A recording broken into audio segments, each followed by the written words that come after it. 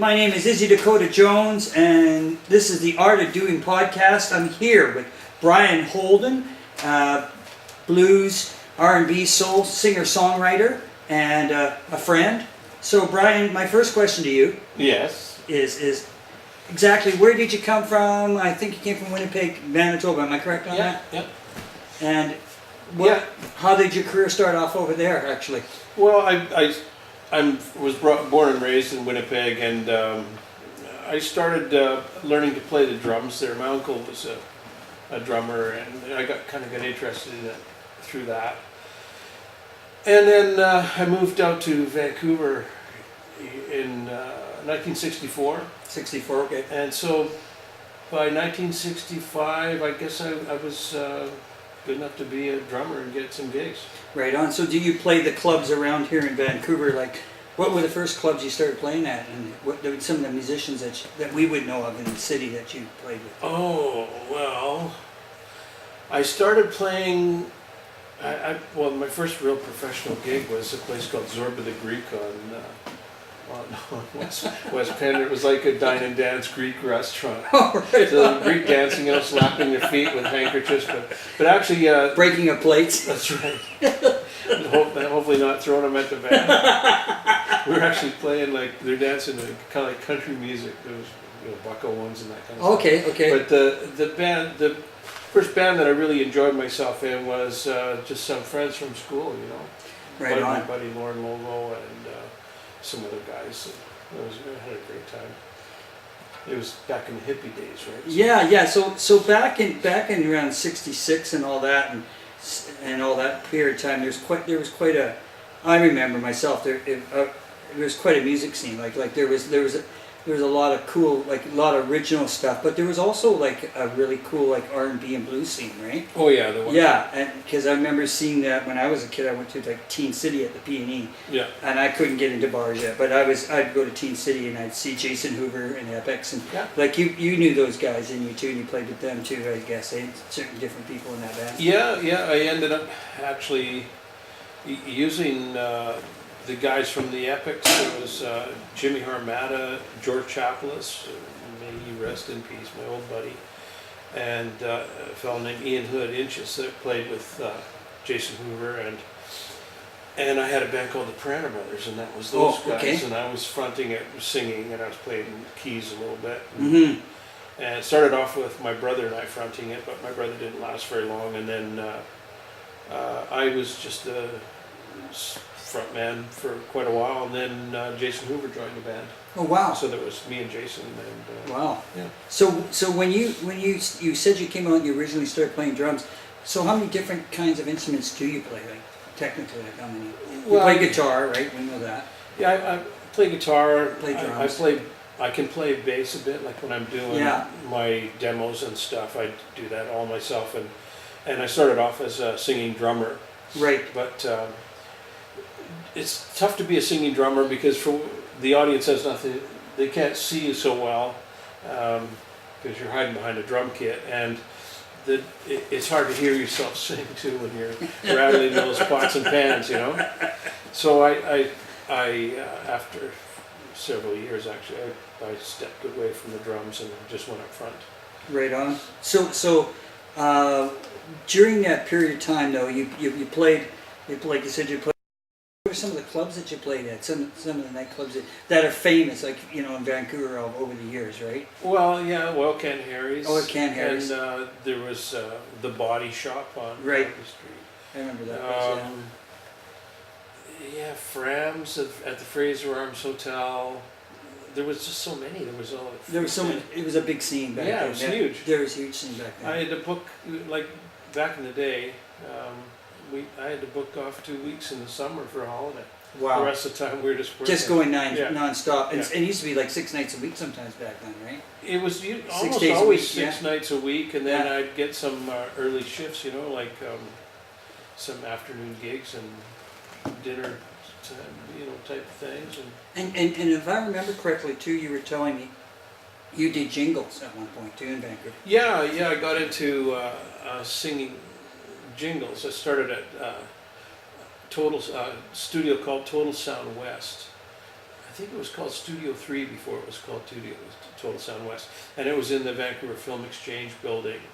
And then later on I got in, I did some stuff at Griffith Gibson Studios in a Little Mountain. And yeah, sang about everything from wieners to sugar.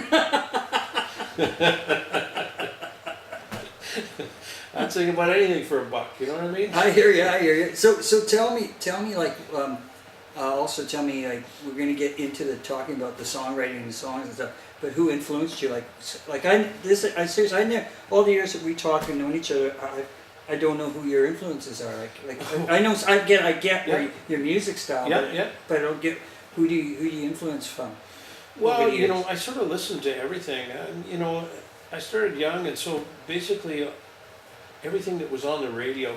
But I kind of like I liked all the British Invasion stuff. The Beatles. Right. I was a big Beatles fan and everything. But really, what got me was all the R&B stuff, like the mid to late '60s R&B, soul music. You know, Wilson Pickett, Sam and Dave, Sam Cooke, right. all those guys. You know, and even the because James Brown came up around that time. James when he Brown was starting to really come to the forefront, right? Yeah, I never. I wasn't a huge fan, but like, you know what I mean. Like I tell, Yeah. that's where the soul was coming from at that point, right? The funk. Yeah, there was. He was pretty funky. He was the kind of guy that could take one chord and turn it into a song, you know. But yeah, I never. It was. You know, mostly Four Tops, Temptations, all that stuff I listened to. Yeah. And so now my writing kind of reflects some of that. So because when I'm listening to your songs, like I get that soulful kind of feeling in your music. I just finished listening to it like when I was in the car, and again, and it kind of makes you. It takes you to a. It kind of takes you to a place like where it's real. You know, you're in the moment. You know what I mean, Brian? Like I really mean that. Like I sit there and I go, yeah. You can it takes your memory. You can go into your imagination. You can actually find a place that you actually felt like that. You know what I mean? Well, that's great. Yeah, I do. I just kind of go like, wow, okay, I can relate to that because that kind of is like how I see things too. You know, like sometimes it's just like reality, right? It's just like, wow, okay, I didn't know Brian felt like that. I feel like that. Yeah, I get it. So when you're writing, do you write around like actual, I guess, like an actual moment in your experience, well, that like you draw from that, right? Yeah, sometimes I do. You know, we've all had makeups and breakups with our partners, and you know, so that comes into play if there's, you know, whatever's kind of going on in your life. And like I really like when I'm looking at the Drive album, right? I really like Drive. Well, driving. Well, I've always been into old cars. Like I've got a couple old cars, and I like hot rods and custom cars and all that stuff. And yeah, it's kind of a hobby. And so I wanted to write a song for my car buddies, all the guys that hang out. Yeah. And so that's where that song "Driving" comes from. And I even did a video with me driving one of my old cars, an old Chalk 51 Ford that I got. Yeah. That's what I've noticed. Like I said, you can paint a picture of what when you're writing. You can actually paint. You hear the song, I can actually paint a picture of where you're going and what's going on in the song, right? So, I mean, I really like that song on the album, and the first one too is so the horn section. Who's on the horn section? Oh yeah, the great horn player. Wow. Steve Hilliam's playing tenor sax, and so when we're in the studio, it's time for Steve to take a horn solo, and he plays it, and it's like the first time through is just like fantastic. Well, yeah, we got it. Yeah, we got it. Except I'll go, no, let's do a couple more just because I want to hear him. I just want to hear him play some more. He's so good, right? And Steve, he plays with. He used to play with Gino Vanelli, and he plays with Colin James. when calling tours with the horn And section. so he lives in down here too. He's a Yeah. local guy. Yeah. Wow. Okay. So then that like we're saying, like we're going back. I remember seeing you in the days at the town pump when you were in Brian and Lyers. Brian and Lyers, yeah. And I mean, you guys were working all the time. Yeah. That band was really working all the time. Yeah, we were pretty busy. Yeah, because I remember my buddy Bruce Marshall was managing a place. That's right. Yeah. And who else was I talking to? I was talking to in the city, and we mentioned you. We were talking to what was her name?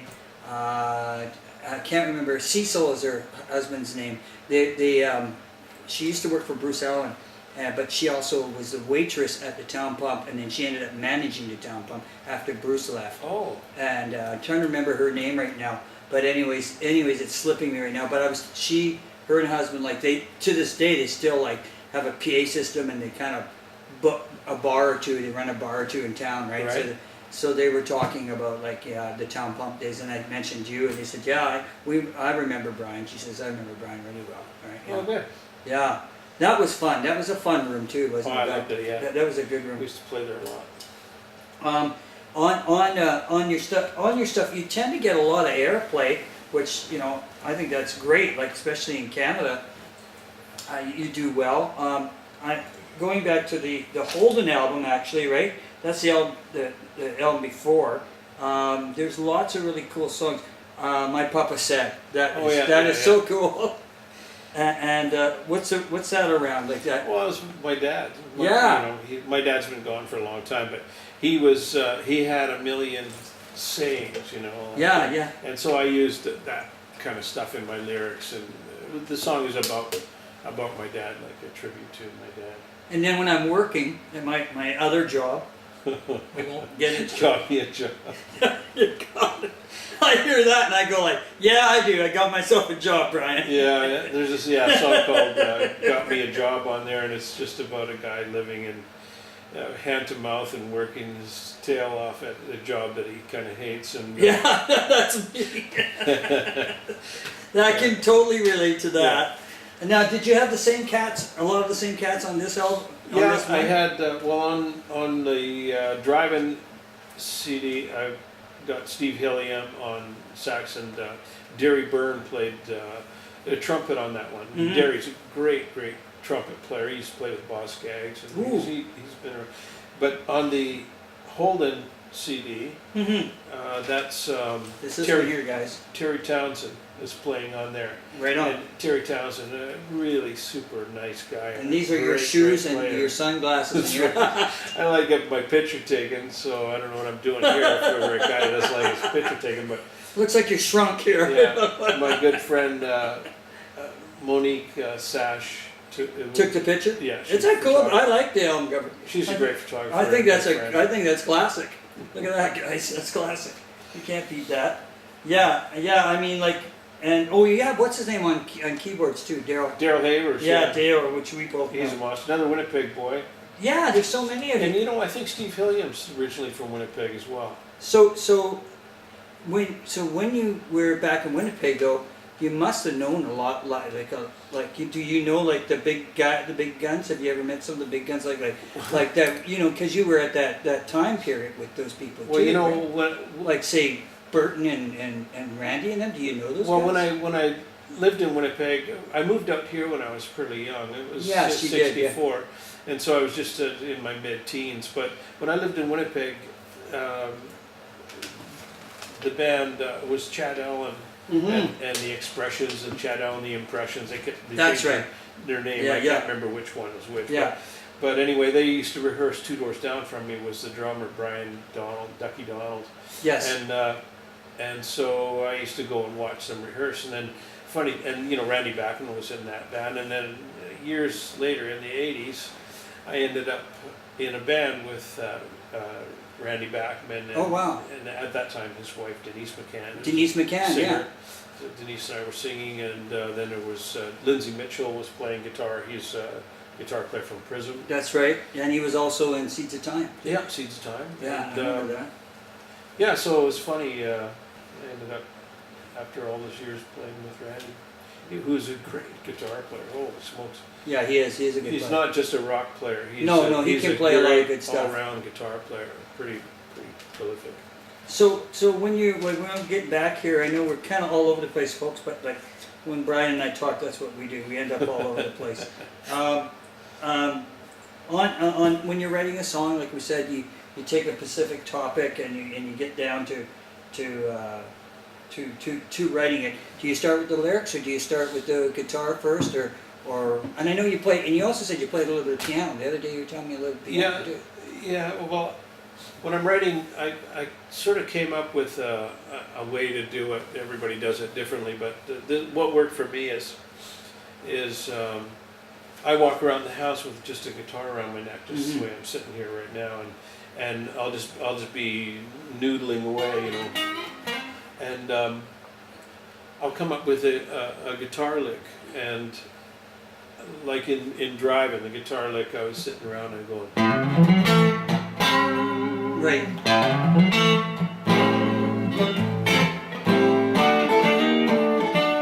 And I go, okay, well, that's something I might be able to use someday in a song. I'm thinking while I'm sitting on the porch playing this, and then, so what I'll do is I'll pull out my phone, my iPhone, which I should probably turn off right now, and I record that guitar lick into my phone, and then once I got a whole whack of guitar licks in my phone, I'll pull them out.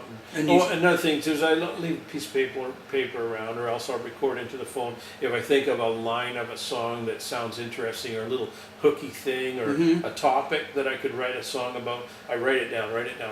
Then eventually, when it's time to, like right now, I'm going through the process of writing for my next album. Yeah, you were saying that to me recently. You're starting to get and so that together. I'll go through my phone and I'll pick out the guitar lick that I was once thinking of, okay, like this. Then I look down my list of topics and one-liners and whatever, that stuff. And then, so I'll try and put together a progression on the guitar first, and then pick a topic, and then just spit out a bunch of words, whether it makes sense or not, just to get a melody kind of going, and then I just keep refining it, and until there's a song. So that's how you break it down and stuff. So what was I going to say here too? So you're writing your songs right now, and you're starting to come up with new material. What do you like better? This is what the question I was going to ask. It just came in my head. What do you like better? Do you like I know you and I talked about it. We like to record. I love to record. Actually, almost more than actually playing live. That's just me. I don't know how you feel. I'm kind of almost over the live thing sometimes in my life. It's just it's because it's for me to. I don't know how you feel, to get up on that stage and having to put yourself out there. Is after a long time is kind of like, I don't know anymore.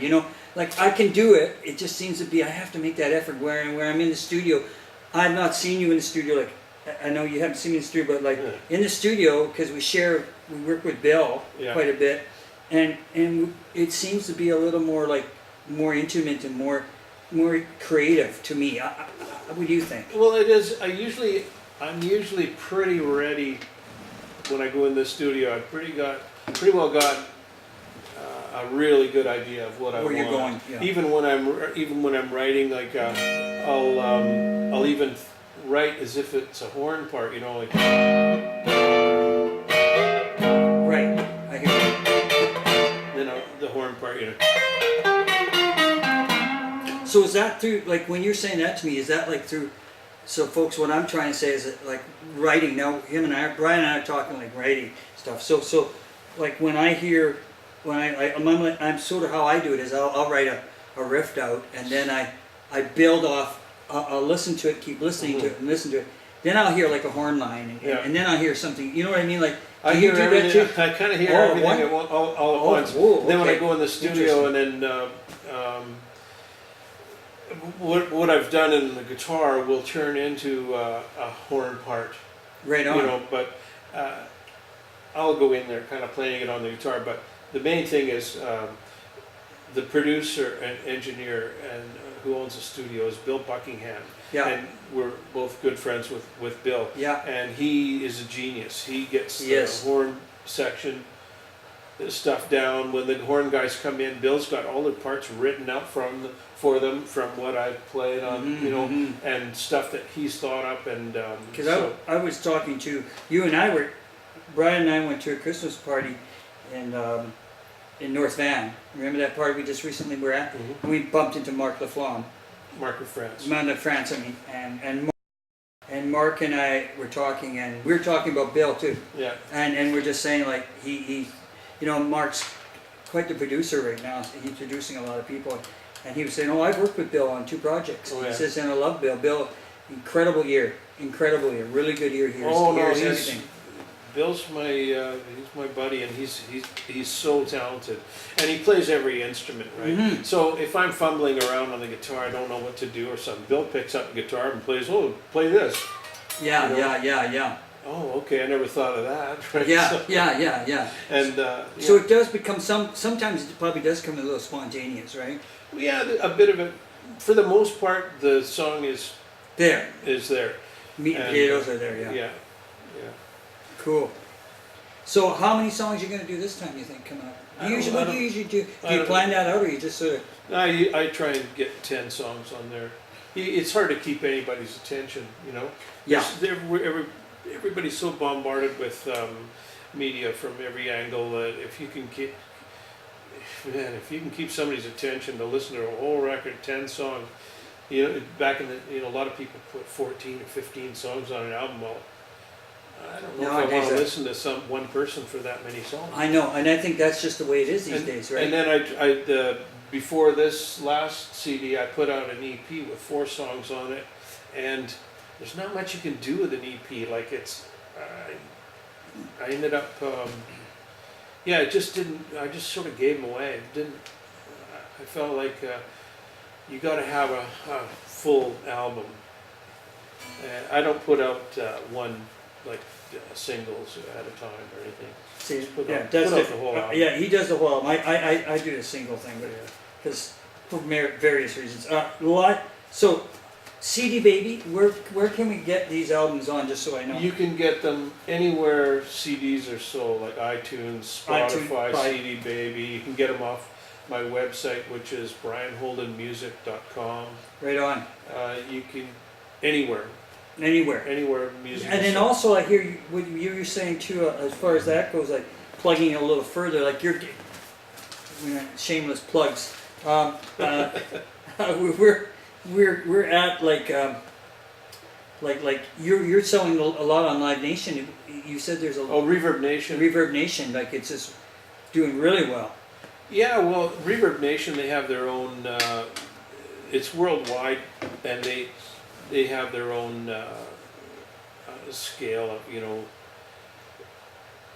It's like a chart. Yeah. So, Reverb Nation on the chart, I've been #1 locally and regionally for about 9 months. Wow. Or 10 months now. Wow. And except for the odd time somebody will sneak in there and be #1 for a week or even a few days or something. But anyway, that's on the Soul R&B chart. And then I got to #1 in Canada at one point. And, wow. But I'm still somewhere at #5 or. And like you were saying earlier, you get, and also you're getting airplay like when we were talking, like all over the globe too. Oh right? yeah. Well, you know what? Because that never used to happen. Nowadays, No. it's everywhere, right? It just goes everywhere. And another thing I got to mention, I have to give a plug to Jen Oxball from Virtue Media. I've got she's my publicist. Yeah. And she's tremendous. She's got my music going all over the world, everywhere. Good I for got her. 1,000 plays in 1 month on commercial radio in Lima, Peru. Right on. I had to look on the map to see. And isn't where it it was. interesting? Because you know what's interesting about that too? I've got a little blues rock project too, beside the rock project, right? Yeah. And funny you say that. There's in Chile. There's a radio station in Chile. Yeah. It's strictly blues. Yeah, they're playing my stuff there in And isn't that Brazil. weird? Yeah, in Athens, Greece. The Netherlands were the first people to start buying my CDs. How about in the U.S.? In the U.S., Ohio, you know, some pockets in the U.S., but actually more European, like Wow, that's cool. Germany, France, the UK, the Netherlands. And funny you say that too, because I was talking to another guy, a friend of ours, Dave Skinner. Mhm. So Dave's got a brand new project, Oh yeah. and it's kind of like Southern Isn't rock. Dave Skinner from Yeah, Zingo? yeah, Zingo. Right. So it's kind of Southern rock. Mhm. And so he's been watching what you and I have been doing, Yeah. and he sent stuff off, and now he's getting tons of airplay in Germany and France and Holland. He's going like, who would have thought? I know. He says, I'm just following Brian and Joe's lead, right? Oh, good, Or is good. his lead, right? And just go like, well, that's fine. We don't care. Right? You Yeah. know, the more the merrier.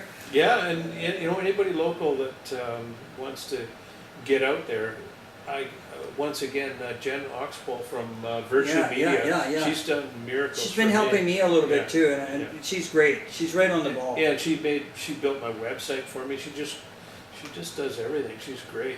That's cool. That's cool. So, what else I was going to ask you? So yeah, okay, and we know how many countries you're at, and like that's. I'm really happy about that. No, that's good stuff. You know, and sometimes, like my take on that is I used to say to Ray Folberg. I don't know if you remember Ray. I know we're dropping names. He's a friend of Tim Hersey's. Yeah. And Ray has a studio, and Ray, good friend of mine, and Ray said, he used to say to me, you're never going to get to some of these countries in your whole life. So unless you're making millions of dollars. So Yeah. you might as well it's great that somebody knows you from somewhere else on the globe. And Yeah. I mean, I think that's great, and that your music is getting. So you're working on brand new material, and like we said, we talked about your songwriting, how you go about it. What's your plans coming up? We need to be signed to recording. Are you gonna actually get back out playing? I know we talked about that. Like, I Yeah. don't know. Well, you know How what? do you feel about that? I got definite feelings about that. I don't want to go stand in a bar and No, I know. and play all night while somebody's watching a hockey game. I don't want to do I'm that. done. I'm done. Yeah. And plus, there's no money, and the money that is offered is an insult. Yeah. For somebody that's been playing like you and me and all our friends that are players around town have been playing for 50 years, and Or to more. go stand in a bar and play for $125, Yeah. I'm not in. It's That's- not. It's just not worth it. Yeah. No, so Jen's got me. She's trying to get me at all these summer festivals, you know, outdoor festivals. Yeah. Where's more people? Where there's just a bunch of music lovers that come to hear bands and see, and then I like to get up and show off in front of people and show what I can do, and just do those one-nighters and get some respect that way. But you know, no matter what, even though the music scene is just sort of taken a big dive. I think the live music thing, Yeah. yes, it's taken quite a dive, which is really sad for all my buddies that are really just trying to scratch a living out of it like we used to. It just doesn't work anymore. But No, I know. That's like I was anyway, yeah, talking so to a friend of ours. Well, he knows you. I know you know him. Maybe I've met a lot, but Elio Martelli, and Elio lives just up the street from you. And you know, Elio just struggles, right? And yet he's a great musician. He's played with Doug and the Slugs. right, He's playing now with different people like around town with Tommy Stewart and Yeah. the other guy from Trooper and the bass player. I'm trying to think of his name, Danny Underhill Donnie. and Donnie, and like they're just like nothing's changed, right? And it's just like you can see that like day by day they just can't make ends meet anymore. no, right? no, And it's kind of sad. And I don't know if it. And I used to think it was just here in Vancouver, but no, it's all over. it's all over the place. It's like all around the globe. Yeah, When I talk to people over in Europe, actually, when you and I were talking to Mark was at that Christmas party. Mark was saying to me, it's really sad. He was in Poland with his wife, and there's festivals and stuff that are not even going on anymore. Like No. they've totally stopped, right? Yeah. They're like the live thing's totally gone. He was in shock. He just went, yeah, what the hell's going on here, right? But things are changing. What can say? But Yeah. but you got the other reach. We've got the internet and all that right now, right? yeah. I mean, I mean, you know, I made in my lifetime, made a great living off playing live, and you know, that's over. I'm quite comfortable, but yeah, I think I can't not make music. So this is what I do: write songs, make CDs, get them out there, sell them online, or you know, when we at the festivals we can sell them, and you know, if you want to do that. Yeah. Mostly, I just want to get my music out there, and you want to be in front of people and have a good time. Yeah. I just want to be out there, have some kind of legacy, you know, and yeah. So that way, I'll just stay involved in music. Well, yeah. You've done it your whole life. I mean, like, why would you stop now? I wouldn't stop if I were you. No. I don't know how to stop, quite frankly. Yeah. We're gonna head out here in a minute, but I want to know. Ken told me to make sure I asked you because I know you talked to Ken. So we want to know which tune you want us to play off your Drive album. That we'll end out on and close out. So you guys out there in virtual world get to hear some of Brian if you haven't heard Brian, and you should be listening to Brian. Because like I said, I know Brian, and I'm also a big fan too. I'm not just saying that, I'm just sitting here. You're just saying that, come on. No, I really enjoy it. No, you're just saying that. No, I actually really love Brian. I like listening to Brian's music. I'm not just saying that. If I didn't, I wouldn't be doing an interview. Okay, I'm going to pick a song off this latest CD here of mine, and what it is it's something I think is like a true R&B song.